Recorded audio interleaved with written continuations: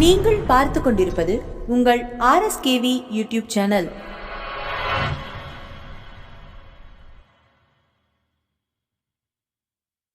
உங்கள் அனைவருக்கும் எங்கள் ஆர்எஸ்கேவி டிவி சேனலின் அன்பு வணக்கங்கள். இந்த புத்தகத்தின் பெயர் ஏடு. இந்த புத்தகத்தை எழுதியவர் திருமதி க. அம்பிகா அவர்கள்.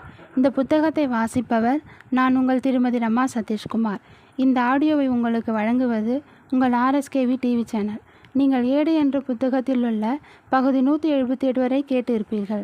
அதனைத் தொடர்ந்து இந்த வாரத்தில் பகுதி 179 கேட்போம். பகுதி 179. கணபதி பஞ்சாயதனம் என்றால் என்ன?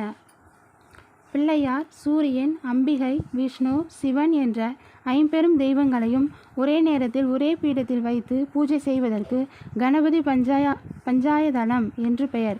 இதில் விநாயக பெருமானை நடுவில் வைத்து வழிபட வேண்டும்.